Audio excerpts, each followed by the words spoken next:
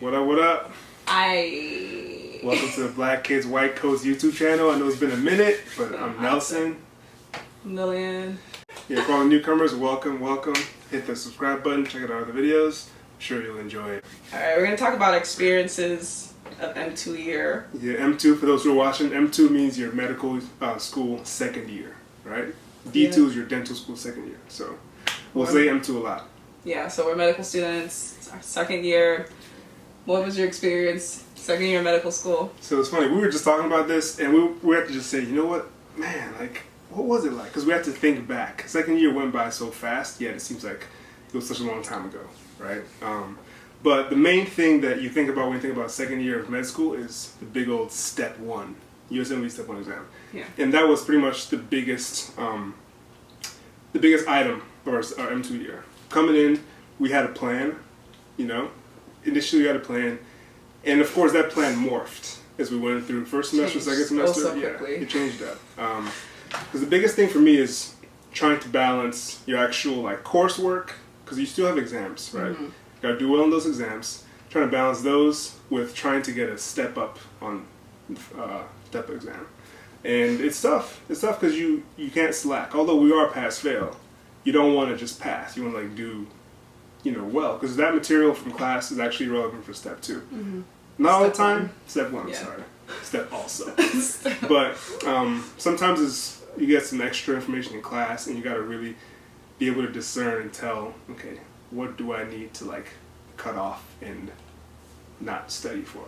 So I don't know. The year was it was good. It went by fast, and I'm glad it's over because I like third year a lot better. But that's for another video. Yeah. So like, we forgot to mention. We've actually gone through our first rotation, third year. Yep. So like not step 2. M2 year is just like so far ago. It's out of our minds right now. It feels so far. Like it was literally 2 months ago, but it feels like so far ago. Yeah, we took, at least for me, we were doing pathology. What's it called? Pharmacology. Micro Pharm, all that stuff. I was like, what are we doing? Yeah, all that stuff. All that stuff. All the pathologies, right? Yeah. All the negatives. So first year we learned all just the normals. What's normal physiology? What's normal anatomy? Mm-hmm. But second year we learned what can go wrong with the body, and that really was very interesting. Because you actually like feel like you can be able to diagnose things, and you recognize things you see on TV, you see in family members, stuff like that. But yeah, it was a lot of material still, and it's a lot. Yeah. As we were talking about first year, I think I remember from the video we did from M1 year, it's still just very much a lot of material coming at you at one time, so you just kind of have to figure out how to work through it. And yeah, that was like, I think the hardest thing about M2 year, so they give Step 1 a lot of weight. I don't know, I can't even say that it's due, I don't know, like it's like really... Is it deserving? It's deserving? I think so. You think it's okay? Some people do. Some, I don't know. I just feel like if they told me I was gonna take an exam, I'll study my butt off for it and take it. Yeah. But it was so stressful though. Yeah. I think that's why I'm like very okay with being here, being done, because it was very stressful for me personally. We started, so M2 year started like around September. From there, I was like, okay, now we gotta start like studying for Step. Let's do this, yada yada yada. You'll have a game plan. Like I had Cram Fighter, and I had my whole year set up. You put me on Cram. I wasted my money on that. I didn't use it for 2 days. I was like, yes, my bad. I spent too much money on that for no reason. But it's like a thing which like helps you like schedule like your study plan. You can put in your lectures for class and put in your actual study plan for Step. And it integrates it, but it didn't work for me. Yeah. Same. How long did you stick with it? Not very long. Not very long, yeah. But the point was you'd have plans and like start off like, yeah, I got this, let's go. And then like your micro exam would come up and you'd be like, okay, we gotta still pass. Yeah. We gotta still pass. So like, and it's just trying to find what you're like. What works for you. Yeah, what works for you, like your priorities, because you still need to pass. And like we're lucky enough that it's like pass fail. Yeah. But like, yeah, you still need to pass. Yeah. What else was? And furthermore, retain the information too. Yeah. You know? Yeah, it was important. So like trying to figure out like the resources was also like very hard for me, because I was like, I'm gonna go through sketchy, I'm gonna go through pathoma, I'm gonna do everything. Yep. And then like you realize you don't have enough time. Yeah. And you realize you can get 99% of what you need from a solid 3 of those. Yeah. Those resources. Yeah, and it was like 6 months. I was like just trying to figure out what resources to use. It was like going back and forth. Yeah. And I don't know if I can't say that I wasted a lot of time with that per se, because I still learned, obviously. Yeah. But I think at least a tip for N2 year would be like find your resources and stick with them. Just like don't let anyone make you feel like you're not doing enough, because that's another struggle of N2 year. Yeah. I think I let like people get into my head. Like I said, the whole like them giving weight to that exam, like I feel like if I had just studied for it, like just like stayed in your own lane, stayed in my own lane, it would have been better. But I felt like I was wasting a lot of time just kind of like listening to what other people were saying, like, oh yo, I'm doing this, I'm doing that, and I'm like, yo, I'm just you know that that speaks to the fact that hindsight is 20/20, right? We just wanted the best for ourselves. Yeah. We didn't know that, okay, 2 months from now I would look back and realize, yeah, I should have just used sketchy and pathoma and first aid. Like we were clean slates. We had no idea which resources were the best, so we had to go through that process. Yeah. You know. But I would still say like just try your best. At least own, if you're listening to us, if you're going into your learn M1, from our mistakes. Yeah, M1, M2 year, just continue to stay in your lane. Because like first year, I feel like I was good with that, but then like second year, like Step was here, and I was like, you're obviously in a vulnerable position where it's like, yo, I haven't taken this exam before, and then you're like listening to other people who have, and like it's just a lot. Just take everything in, and then also like process it, and like stick with your own thing. Yeah, and when you do implement it, don't be afraid to change it up. Like some people, everyone is different. Some people wake up at 5 a.m. and go straight to midnight. You know, some people can't. Most people can't do that. So you got to figure out what works for you. And I don't know, like self-care is really important. Self-care is a big part of second year, because you could really burn out by January, and guess what? This is the time where you need to actually be the most focused, because Step is in the spring, right? So you got to be able to figure out, okay, what kind of study am I? Do I need to just take hour breaks every, couple hours? Do I need to make sure I have my meals packed, my gym schedule, all that stuff?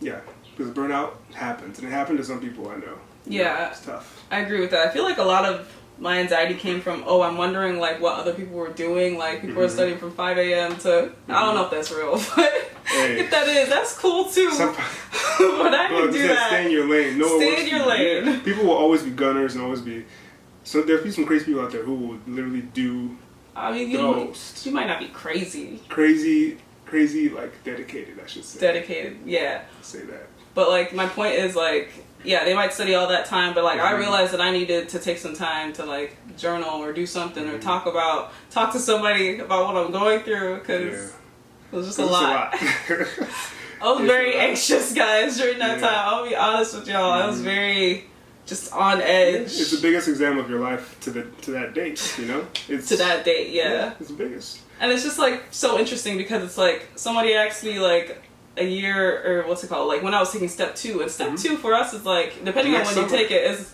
next summer, so it really never ends. So this is like my thing to like people who are like studying for the MCAT and all that stuff, like just try and get through it, like study. I don't know what else to say. Buckle up. You just still warming up, like really though. And then like because it's just never really stops. But no, overall second year was good. Second half of second year, like I said before, that's when we really just hit the ground running. We'd already had the first year trial, and we were able to kind of hone in on our study plans a bit more. There were still some things that I changed up second semester, but I was able to finish up the last couple exams we had for class, and then we have what's called dedicated period, which is a time where your school gives you maybe, I think ours was like a month. 6 weeks? Depends. It could be like 6 weeks maybe. So that's just like the time where you have no classes, no nothing. It's a beautiful thing. Yeah. They might have a few review sessions that they give you, but that's your time to study for Step 1 exam only. And people do it differently. Some people go to Florida, go to a cottage and just zone everything out. Some people go home to their families and study there because their mom can make all the food and do the laundry. I stayed at my school. I was able to focus. And I utilized my friends and everything. We studied hardcore. So, dedicated. I actually enjoyed dedicated. Dedicated was also very stressful. Yeah. I mean, like, I was just very stressed at second year. I cannot lie.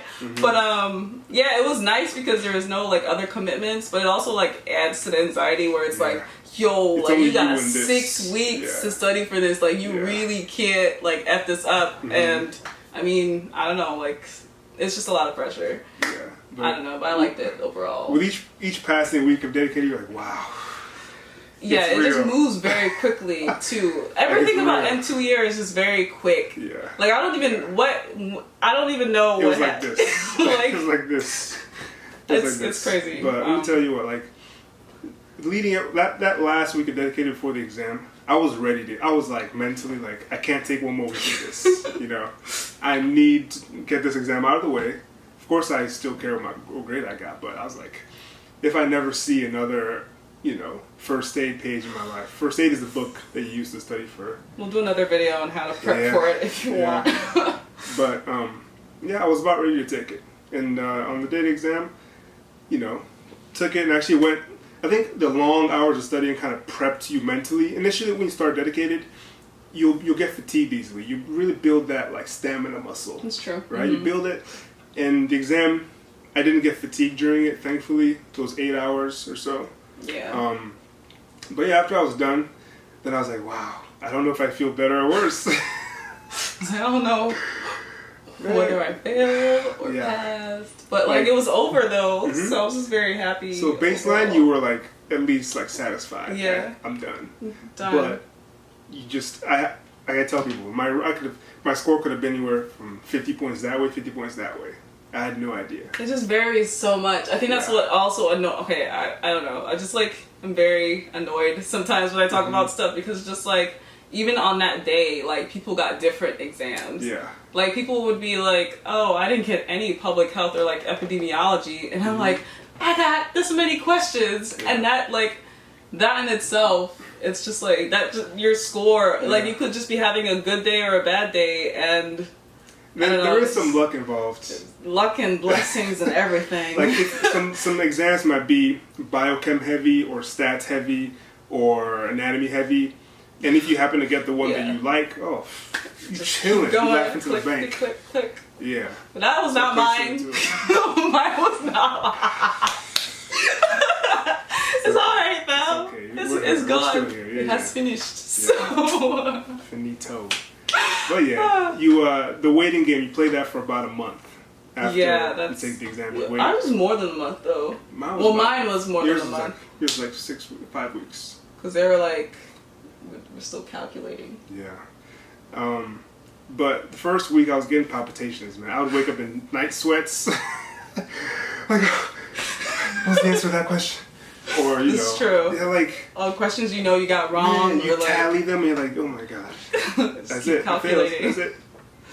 You know? Yeah. But no matter what, where there's a will, there's a way. Even if you do fail, step one. I know of at least one doctor who failed his first pass, and he's a beast doctor now. Like, there's never an end to the road unless you want there to be. Straight up. But luckily we both passed, right? We both passed. Yeah. And now we're in third year, loving life. Living a little life. bit more. Yeah. Kinda. Yeah, but no. It's different. Yeah, this is different. I like it better. Third year, you might have like a lecture once a week. At least we did. I mean, I because of the site we were at, we had like 2 days of lectures. Oh, it was a lot of lectures. Yeah. It was okay. We were learning. Mm-hmm. It's cool, like just being able to apply all that you learned from like step one. Like, oh, I kind of know stuff now. Kind of feel like it. And then you also realize you don't know a lot of stuff because there's still more to learn. Yeah. But it's okay. Yeah. There's definitely a little bit of imposter syndrome because I might be the first contact a patient sees. I step into the room, you practice your history and physical, you know, you talk to them. You might even give them your preliminary diagnosis. And I feel like, well, who am I to tell you what I think you have? But you gotta pretend like you know what you're practice. Doing. Yeah, no. After you go and consult with the doctor, tell them what you think, and then you and the doctor go back in together. But overall, yeah, I love practicing the interaction with patients when it comes to third year, and I learned so much. Like if a doctor corrects me on, let's say, diagnosis or pimps me. So in med school, pimping is like when, I guess, your superior asks you a question for the purposes of eventually teaching you, right? The stuff that I get pimped on, I remember it so much more than stuff I was just the emotional aspect sitting of through lecture. Yeah, it's like, dang, I got that either real. wrong or right. I honestly feel like fear is one of the best memory tricks. Like if you're like, oh my gosh, like, or if you not fear or maybe embarrassment or the situation. Like if you didn't know it and the doctor's like, actually here's what it is. Well, if they're nice about it, but there are some people I haven't had in my mind in theory. I feel like there are people who are mean about it who. But then you would remember it even more. Then, exactly. Right. But that's like the meanness and fear. Luckily, I mean, knock on wood. I've been lucky with the pimping I've had. Yeah. Yeah. What's something you've learned at least from your first rotation? I've learned a lot. So I had family practice for my first rotation, and you learn a lot of like guidelines, right? So if a kid who's 12 years old comes in, which shots do you give him? You know, if a guy comes in with a certain knee pain, how do you qualify that as osteoarthritis or rheumatoid arthritis? What do you do, right? So it's very applicable, it's very practical. Because my grandma could have knee pain, I could assess her at home. I'm not going to give her shots, but at least I'm aware of what's going on. So I've learned a lot of things. I can't really pick one, but I've just learned a lot of general general practitioner things. Yeah. How about you? You had psych, right? Yeah, I had psych, and it was like just learning how to talk to patients. I think was something, and like having a certain boldness and courage. Like even because like with psych, you're like you can't really tell what's wrong with the patient until you talk to them. Yeah. So just kind of going in with like, okay, here we go, let's go. We're gonna pry it out of you. So like just like I think that's where I've grown a little bit more this rotation. We shall see how that goes for the next rotation. Yeah, dude. It just changes. Yeah. How many rotations total? Something like that. Six, seven. But some of them are, we just finished a 6-week rotation. Some are 8 weeks. We have a couple breaks in between. And then some space for electives. Yeah. And so we'll check back in with y'all, soon. Let y'all know how our second rotation goes. Yeah. And how third year goes overall. Yay. So yeah. Thanks for tuning in, guys. I don't know. Thank so you. Awkward. And oh no. Oh, I'm out of here. You did not just dab. I dabbed. What?